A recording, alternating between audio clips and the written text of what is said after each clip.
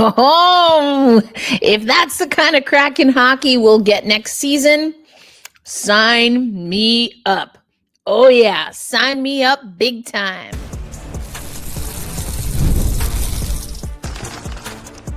You are Locked On Kraken, your daily podcast on the Seattle Kraken. Part of the Locked On Podcast Network, your team every day. Hey, what do you say, Seattle hockey fans? Welcome to another episode of Locked On Kraken. I'm your host, Erica L. Ayala, wearing the UMA hat on the road. Did I pack it? Heck yes, I did.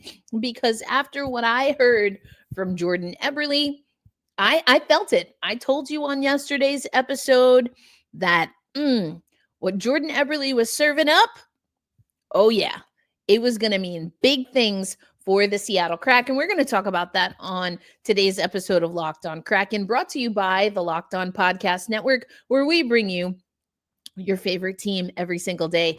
Again, I am Erica L. Ayala, your host of Locked On Kraken. And if you're not already, make sure you check out our new TikTok account. We don't have much up there yet. There's like a little bit of an issue with TikTok in the uploads from computer, from desktop. So we got to figure that out. But once we do, we will definitely have content up there for you. But let me just remind you, in case you didn't tune in, you still have time. You can go listen or watch yesterday's episode. But let me remind you what I had to say about what Jordan Eberle had to say, especially about pride and dignity.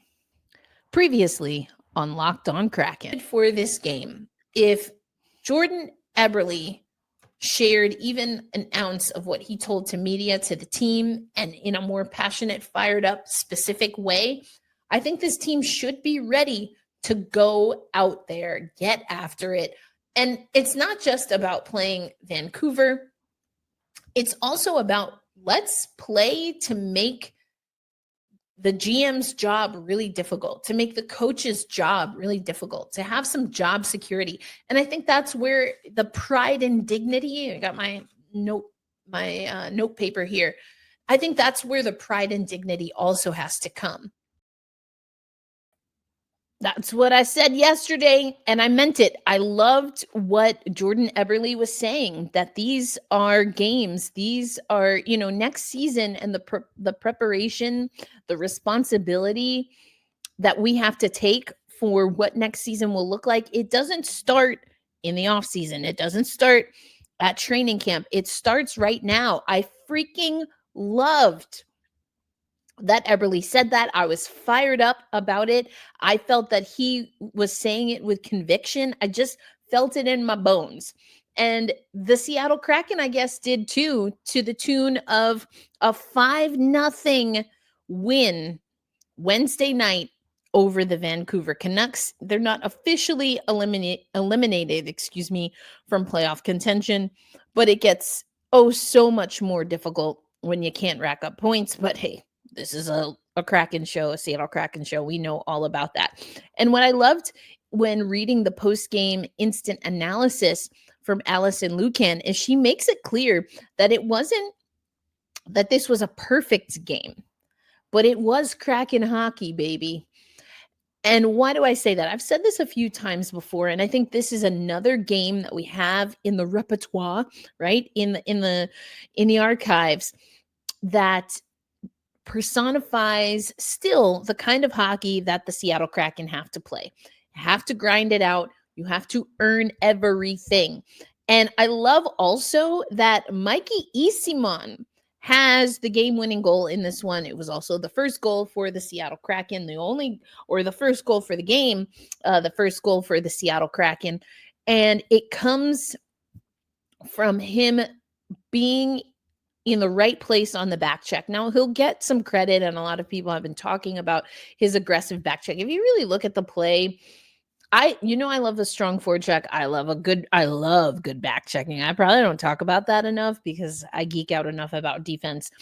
But I think that was more of right place, right time. But he had awareness, and it became a breakaway that he was able to take advantage of. If you watched the TV broadcast, then JT Brown actually broke down a few of the faux pas, the mishaps that Eyssimont himself had before that goal, including that he was one of the Seattle Kraken players that got a very quick penalty call. Jamie Alexiak and Mikey Eyssimont. And I was listening on the radio first before I switched over to the broadcast. And the Alexiak penalty, Everett and Al really felt was like, hey, if he was, any shorter, just a little bit shorter, that's probably not a penalty.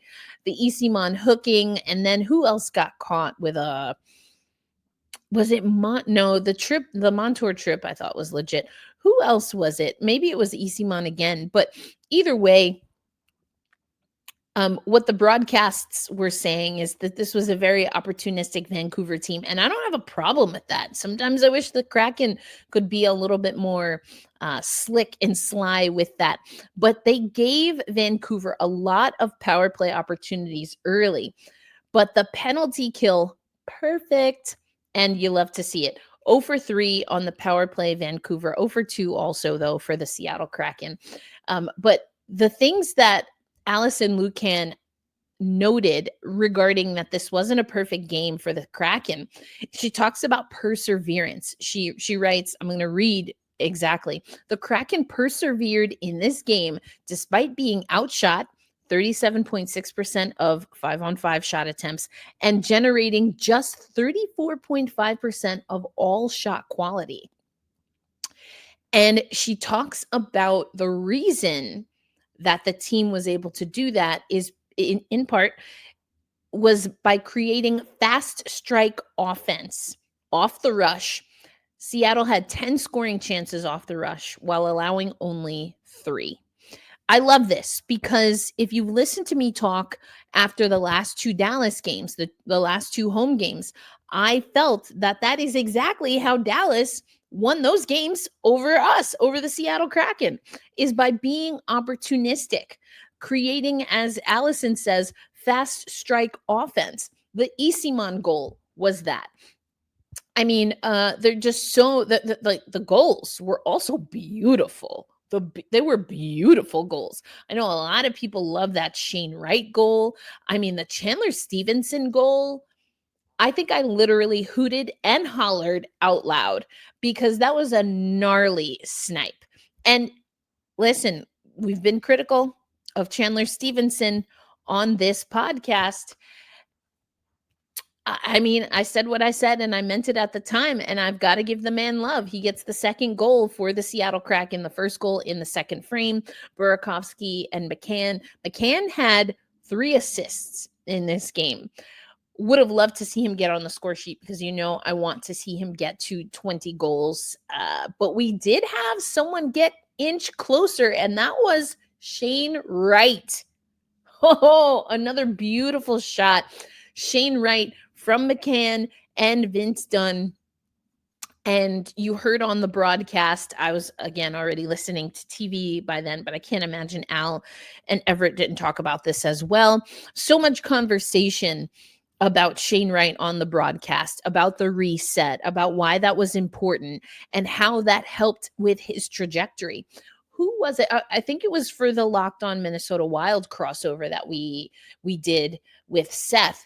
And I was saying, a lot of people may be being a little bit critical of that reset, but I liked it. And I think we're starting to see the game, the Shane Wright's game settle in. There were glimpses. I think things kind of happened with the team. I can't quite put my finger on it. I'm going to have to do a little more sleuthing here, but there just was a period of time shortly after Shane's reset. I thought he was playing fantastic. He was with Ellie Tolvanen, Oliver Bjorkstrand. I told you that's one of my favorite combinations. Things got a little funky a few weeks after that. Shane Wright, things got a little funky. Not just with Shane Wright, but with the team. We might need to go back there collectively because something was going on with the team and I have to figure it out. Was it just the trade deadline? What injuries were happening? I want to go back because that just seemed like a weird space for me in thinking about it in retrospect. The reason I mention that though is because JT Brown said it last night. I've been saying it for a while. Shane Wright is right on track. I do believe with his growth and development. I know that on the show before you've heard people say that, oh, he should have more minutes. Why isn't he getting more minutes? This, that, and the third. I don't see it that way. I like how Shane Wright has been handled. I think Ty Cartier is another player that we have to look at. And it's not comfortable, but I'd rather some of our guys go through the discomfort in what I hope is still a caring, a thoughtful, certainly a professional environment. I'd rather them do that now in a season that, let's be honest, we kind of knew it had evaded us a while ago.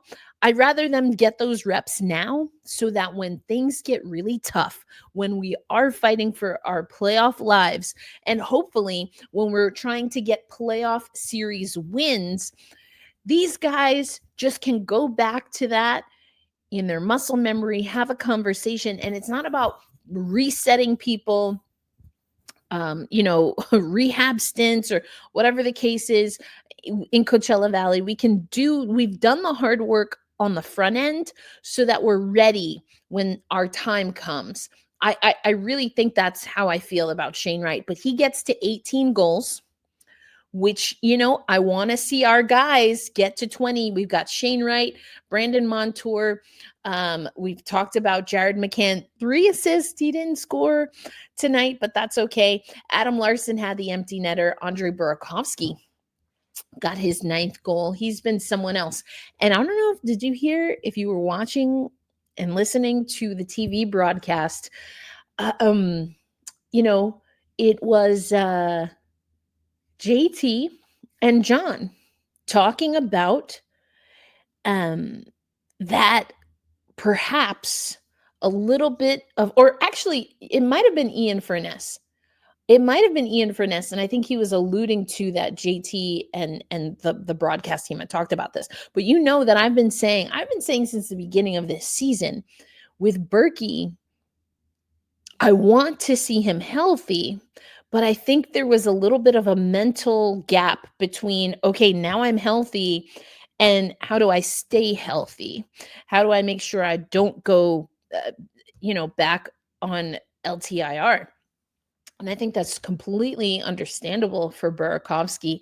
And it took him some time to unearth what his game would look like when you're cleared, medically cleared, but what's the mental process knowing that you've dealt with injury after injury after injury? So I like that we're starting to see Andre Burakovsky.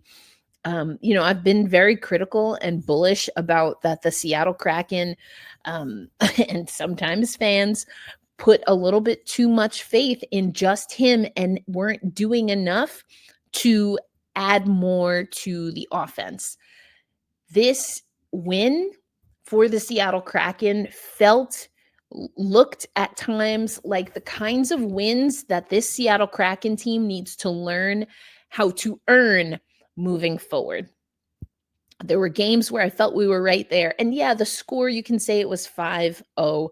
Joey Daccord had a fantastic game, second shutout of the season. And I'll give you a little more stats and facts about that later on the show. But this is the kind of Kraken hockey that I signed up for. With this type of roster at this point in the season, I told you there were a few games that I really want. I wanted this win over Vancouver. I want a win against Utah, and I want a win against San Jose so freaking bad, it's not even funny.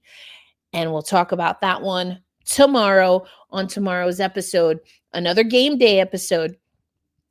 I wanted these wins for us. Yeah, you could say, oh, they're rivalries, this, that, and the third. It's more so, and maybe that's how rivalries are born, how we've played against these teams historically, and the type of game that these teams can bring to us. I want to say also with San Jose, it's very petty on my part. Defenses for nerds and their team tank. Yeah, shut them up. Because how many seasons have you been tanking and you're still on the tank train? Hello, McFly. Hello, McFly. Get it together. I don't want to go the San Jose route. Now, will I eat my words in 10 years? For me personally, I don't think so. Will they have a Stanley Cup and the Seattle Kraken don't? It's possible. I mean, I guess anything's possible, right? But my point is, yeah, I have a grudge. I have an axe to grind when it comes to San Jose. That's truly my point. Let's go back to this game before I completely lose it. The season series, the Seattle Kraken win out the season series. And that's another way to, I don't want to say compartmentalize, but break down a season into digestible bites. Winning season series is huge. And the Seattle Kraken win this series 5-4 in December, a 5-4 win, a 6-3 win in March, and then this 5-0 win in April. We lost to Vancouver in January 4-3. I want to see more of that moving forward. Whether you think about it in 5-game series, whatever the case is, I want the Seattle Kraken to take that same energy that we heard from Jordan Eberle that was, really breathed into this roster. That's what I want to see. Coming up on today's episode, like I said, I do want to talk about Joey Daccord because he was all right. See what I did there? Okay. He was fantastic in net. And I said I wanted to see Philip Grubauer, but I like that Joey got the start. I wish I could play you some of the audio. The audio was just not great. The audio files from the Kraken were not great. I'm very grateful that we even get audio files. It's just I've become used to them. We use them on the show, and these were a little bit tough. But Joey had a great game, and he deserves his own segment, and that's what we're going to talk about coming up on today's episode of Locked On Kraken. Today's episode of Locked On Kraken brought to you by our friends at Game Time. There's nothing like watching basketball live, the energy of the crowd, the sound of the sneakers on the hardwood, and maybe even a celebrity sighting or two courtside. If you want to catch a game in person, Game Time makes getting tickets easier than ever. And Game Time actually sent out some wild stats for us that I thought were fascinating because, of course, we are in Final Four mode. I'm on the road, actually. I'll be in studio, which is super exciting. I've never been in studio for a whole weekend, but I'm in studio for CBS Sports. A little bit more about that if you follow me on social media. But I wanted to give you the NCAA basketball Final Four ticket price updates from our friends at Game Time.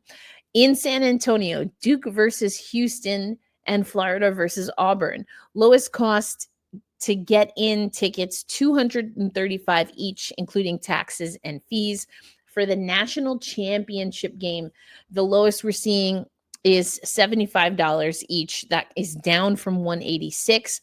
Top tickets are going up to $14K. That's insane. For the women's Final Four in Tampa, lowest cost to get in is $130 for the Final Four on Friday.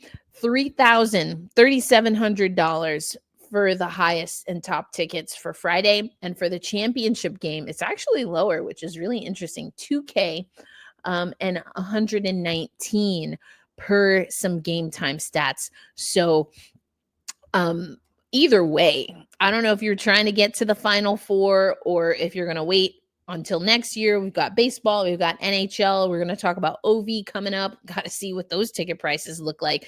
But the point is that you can take the guesswork out of buying tickets with Game Time Picks, which allows you to filter out the fluff.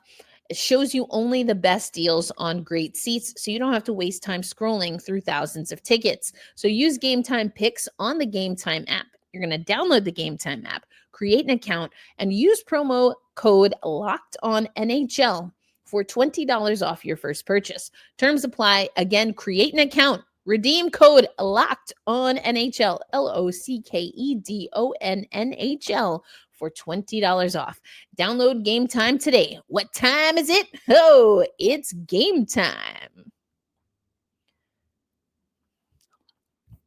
Hey, and thanks as always for making Locked On Kraken a part of your daily destination. Erica L. Ayala here in Stamford, Connecticut, which is such a full circle moment for me in a lot of ways. I worked in the restaurant industry for a decent amount of time out of school, or undergrad.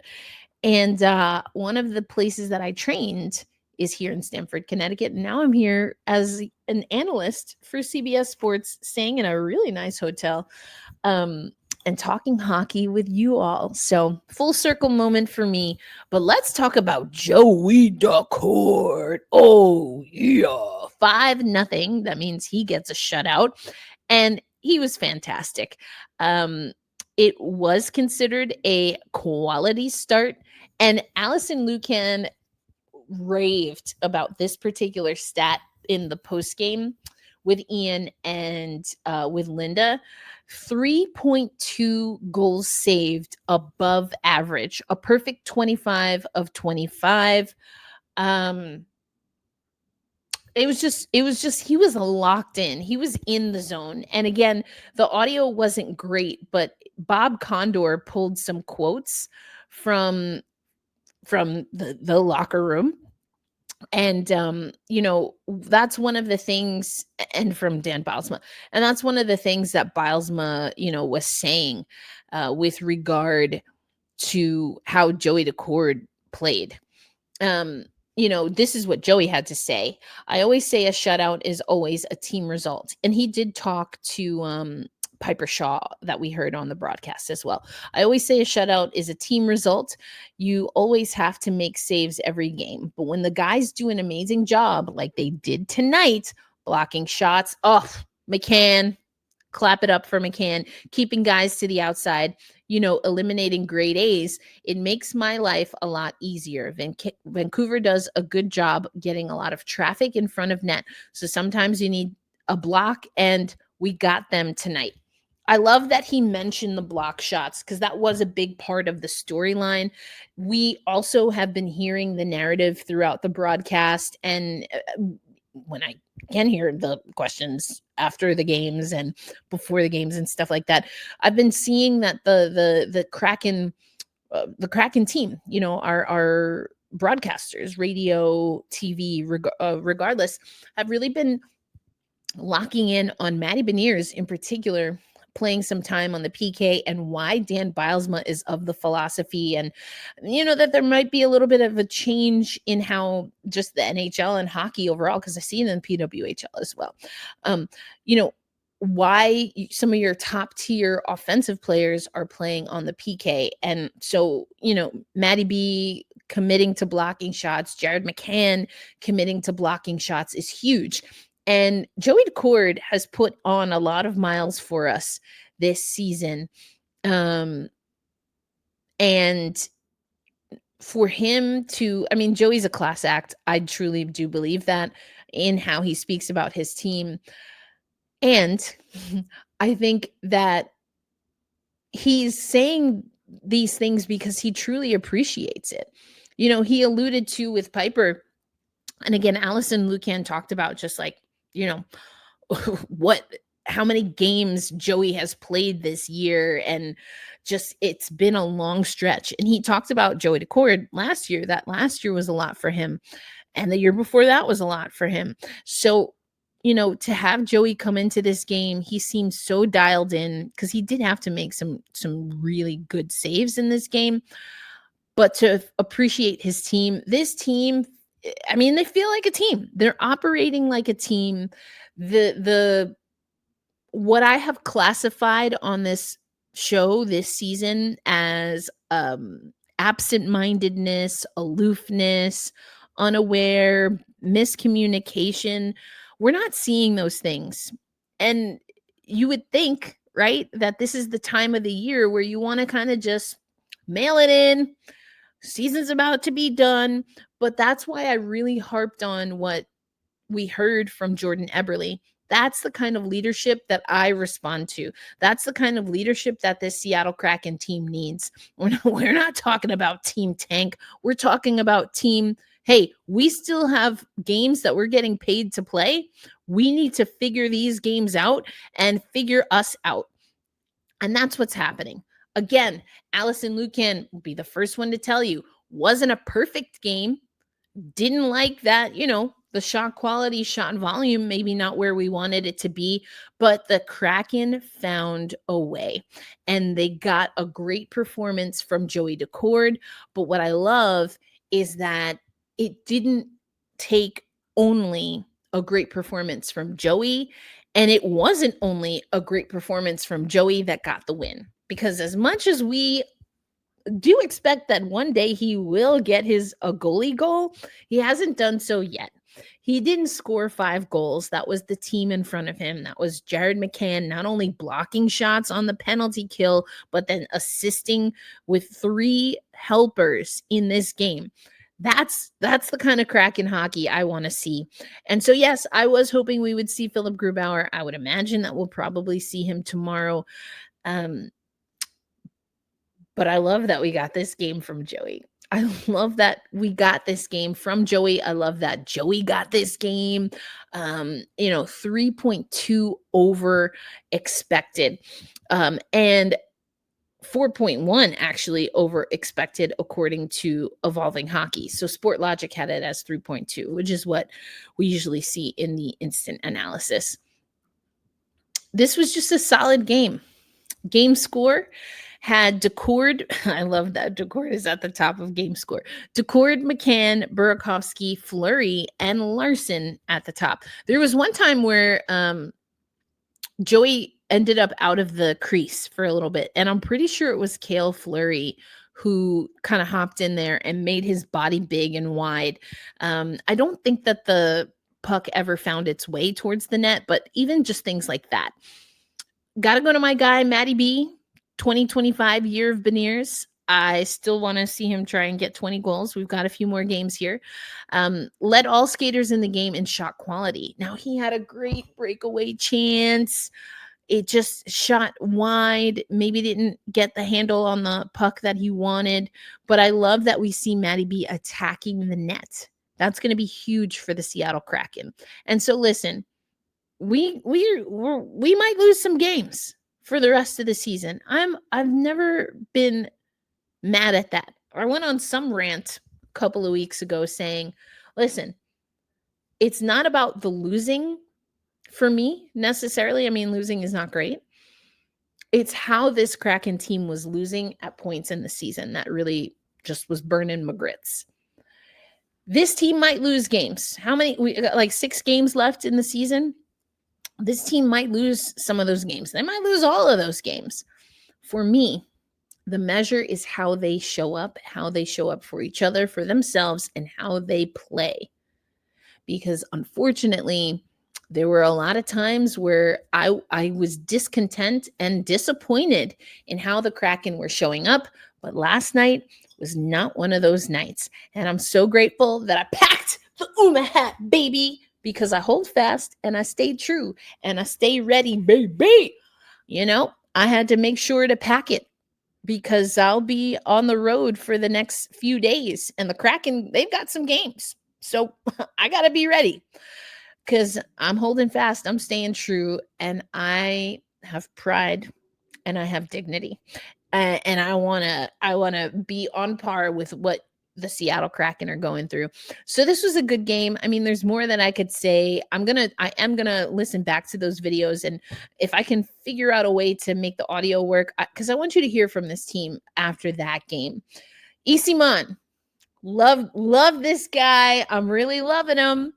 I'm not letting go of my card-carrying member of the Ryan Donato fan club. I am not saying that, not even close.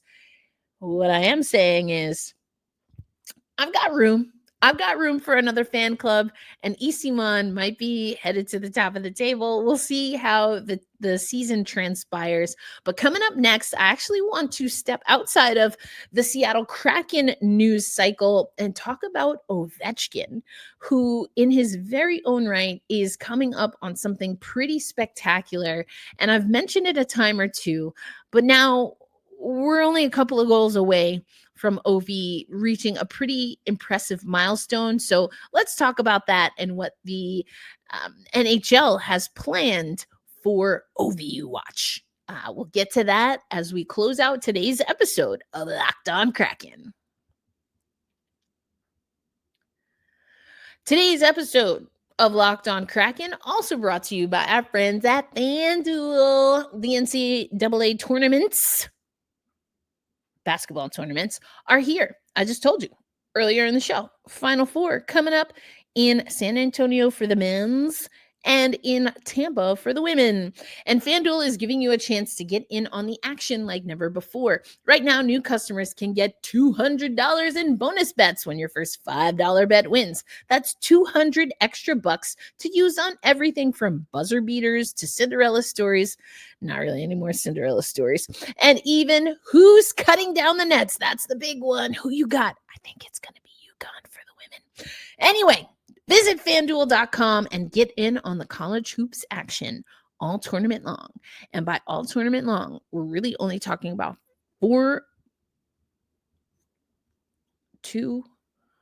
4.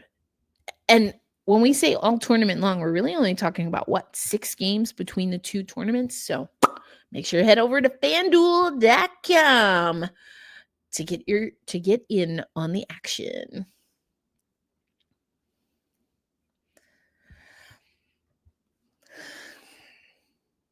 Thanks as always for making Locked On Kraken a part of your daily destination. And for this last segment, I'm actually, as I said, going to stray a little bit away from Kraken Nation. Before I do, though, I just want to say I'm really excited for Ovechkin. I think that there are a few different narratives that are kind of happening or that I'm hearing, perhaps. Some people saying people talked about the record too early. I guess that's a matter of opinion. Some people wondering if Ovechkin and the fact that he's Russian need to be discussed. I mean, the political landscape being what it is, I think I don't want to discredit and discount that. I think there is a valid conversation to have on a platform that probably exists. I don't think it's particularly this Locked On Kraken show, though if you listen to Locked On Kraken on a regular basis or a semi-regular basis, you probably know that I have some thoughts. But for me, Ovechkin and him being proud of his country or where he's from, I've always known that that's a part of who he is. I mean, he's one of the players that, when the NHL was being really stingy about the Olympics or playing for the national team, he bucked back at that. And I can hold space for, generally speaking, that being something that at minimum I can honor and respect is important to a player like Ovechkin. For me, before I move on to what the NHL has planned, I just have to say, I'm super excited that our games are done against Washington. And no, not just because hey, who wants to be on the receiving end, right? I'm not even talking about that. But I am talking about that Joey Daccord, who we just talked about in the last segment, has not been part of this Ovechkin celebration tour. So there you go. There you go, Seattle hockey fans. That's what I have to say about Ovi now. There's more to say. But if you really don't want to hear it, then that's all you need to know. Hold fast, stay true, be kind to yourself, be kind to others. And I'll see you on the next episode. Jokes aside, Ovechkin about to reach Wayne Gretzky's record for career goals. And Wednesday in Raleigh, North Carolina. I love North Carolina. I really do. Ovechkin against the Canes scored goal number 892, moving the Washington Capitals forward within 3 of breaking Wayne Gretzky's NHL record of 894. So he needs 2, a brace, to tie, and 3, a hattie, to surpass Wayne Gretzky. Now, because this is likely to happen, there's a contingency that is following Ovi and the Washington Capitals. which I think is just delicious. So the Caps play again on Friday, and you even see this little graphic now on NHL.com, the great, like GR8 chase. And so it's super easy to know when the Capitals are playing now. They are playing, or they're hosting Chicago. And then the great chase continues on Sunday, where the Caps take on the Islanders. But what I think is pretty cool, I don't know if it's cost effective, but Gary Bettman, Wayne Gretzky, Ted Leonsis, who owns the Capitals, as well as Ovechkin's family, is part of an NHL traveling party that is going to be in Chicago. Bettman says, we want to make sure we're here when magic happens. We want to ensure that this moment gets the attention and the respect it deserves. When you think about it, for example, our trophies, in particular the Stanley Cup, it is the most magnificent trophy and trophy presentation of all sports. We want to afford that kind of respect.